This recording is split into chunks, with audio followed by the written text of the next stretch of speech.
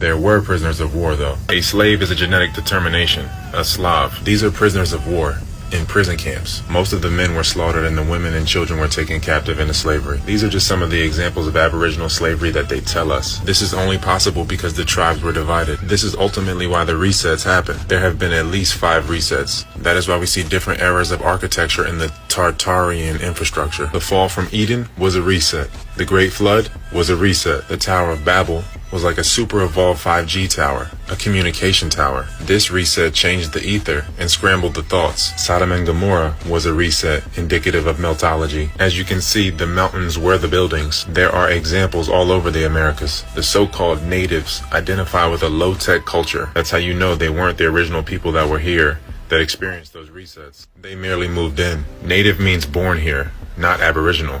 An Englishman that's born here is technically a native. Exodus was a form of a reset, the crossing of the Baja from Mexico, aka Mitzrayim, into Canaan, aka California. And finally we have the Babylonian exile, which was the slave trade. The slave trade was actually from North America to South America via the Caribbean, and vice versa. Those slaves were prisoners of war. Aboriginals. Millions of North American Shemites were brought to South America, and many South American Hamites were brought to North America. People lost wars and were shipped to the Caribbean.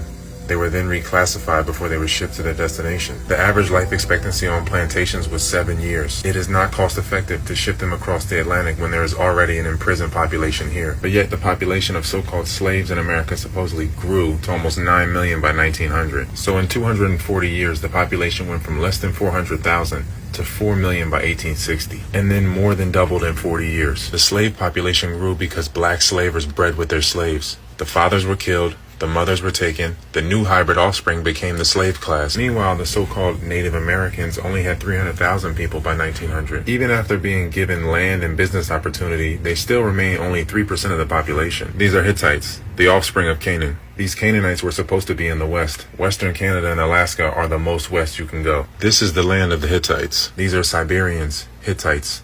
They work with the colonists to this day. These Canaanites work with the black European colonizers. These black slaveholders had largely become pale by 1830 due to parasitic activity like inbreeding, routinely blocking Aboriginals from their birthright. And eventually these black colonists were overrun by their genetic slaves, also known as Christians. The Moors established the slave trade infrastructure. The biggest slave port was in Charleston, named after King Charles, aka the Black Boy, a Moorish descendant. That's why the crescent remains on the state flag. These Moors, or Moabites, were the biggest slave traders. After the slave uprisings like 1776, the mutant Moorish offspring were ran out in the Barbary Wars. Those who steal get stolen from. Don't rob yourself of opportunity.